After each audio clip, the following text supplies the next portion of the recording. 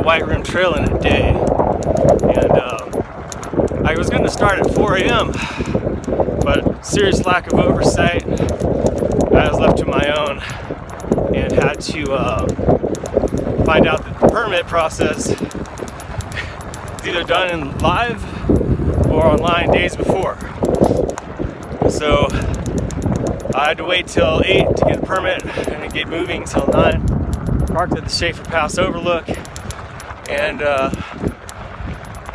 finally about an hour and 5 minutes into it, I'm finally working my way down to the middle on that road. So I'm doing this counterclockwise. So I put in 13.5 miles so far. I've got a little over 3 gallons of water and probably about 3 or 4 pounds of food. So two spare tubes for fat tires, because I did doing this on a fat bike. So here's the view. That last view out there where you saw the road off in the distance is why I chose to go this direction.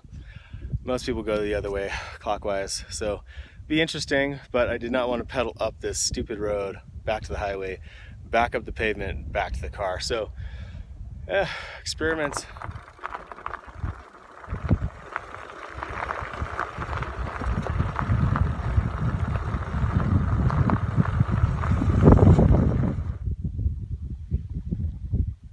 Well, my brakes are blue.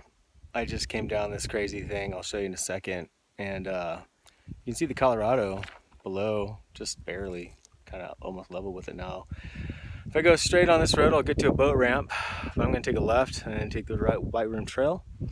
And yeah, hopefully drink some of all this water I brought. It's a nice cloudy day. Temperature's about 80 degrees and it shouldn't get much higher than that. So yeah, so here's the view from down below at this point. That's Mineral Bottom. That's the up and up right there. That'll take it out of you pretty quick. It's just going up it. Anyway, yeah, going backwards. All along the Colorado, down through here, it's quite lush.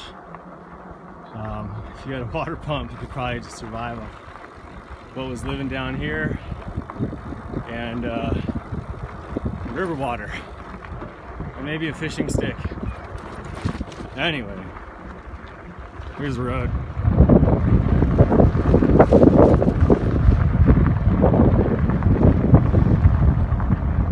So I just entered Canyonlands. My car's in Canyonlands. Let's go get it.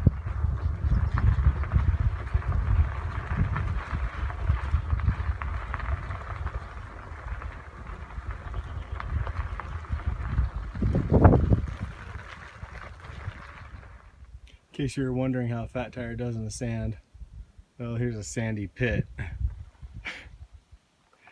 These things are incredible. You don't even really notice. So I think we're above hardscrabble. There's a downed helmet. And it's just my first substantial climb here. Almost had an incident with my chain. Gorgeous though. I'm gonna get up here and probably have lunch at the top. So hardscrabble? I think. Can't be sure, but I mean, I'm really glad I didn't have to climb that.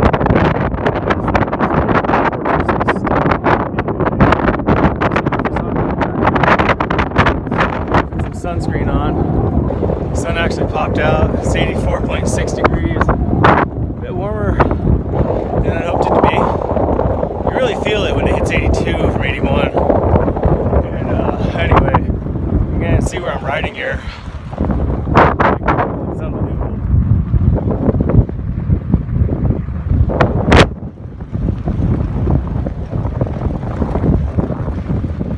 So mile 40 something.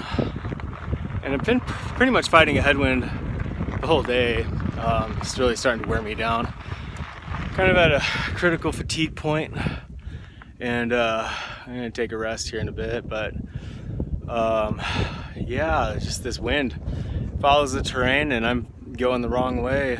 So I'm moving about 6 miles an hour, which is gonna take me till tomorrow morning to finish this project. So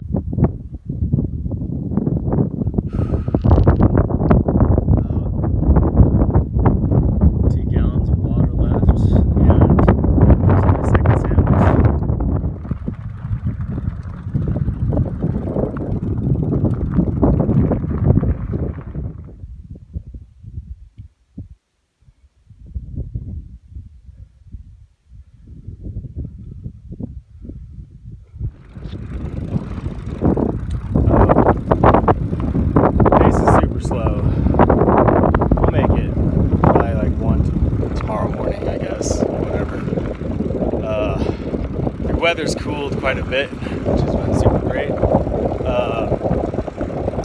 Yeah, that heat for a while was just hard to deal with. So still got a headwind, but it's cool now, so it's easier to keep moving. But check this out.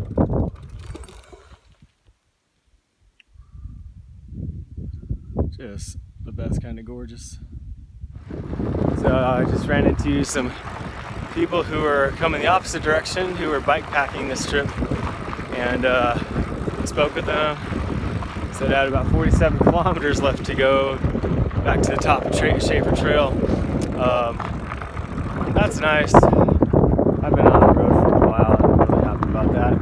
The sun is setting, and the wind has calmed down and the air has gotten cooler. It's 72 degrees and it's just so much nicer. But yeah, it's been a heck of a ride. It's been really bumpy.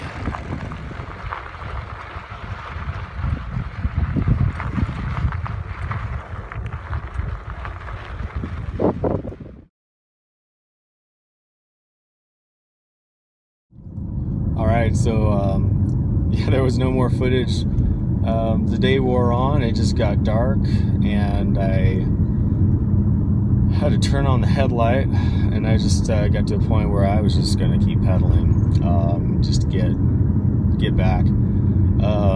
Pedaled on through the night. After that last clip, I pedaled about 4 more hours, 2 hours through the night, and it was still pretty warm on that last climb up Schaefer Pass. Schaefer Pass turned out to be a grunt, a very long grunt, and you know, being in the last bit, just knowing that the car was just so close, just wouldn't end, and you know, it just had it.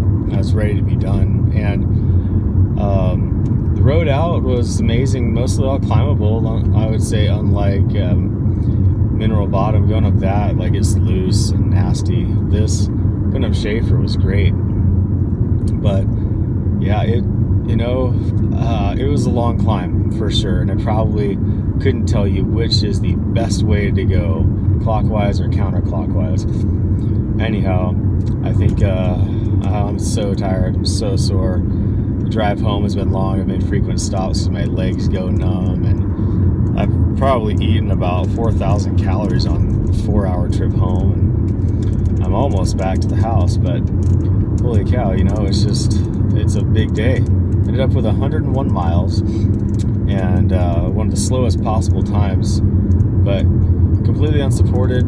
With those 3 gallons of water, used almost every last ounce. Had about 10 ounces left. The 3 pounds of food was probably actually excessive for me. I probably would save a little weight there. Didn't have a single mechanical. I did lube my chain once because it got super nasty, so definitely recommend a little bottle of lube and a little chain towel. But overall, yeah, what a heck of a day. Wide Rim Trail, solo and unsupported on a fat bike. Don't do a number on your knees, but I'd say just go do it. Plan for about 14 hours out there and have a good time. Stay safe.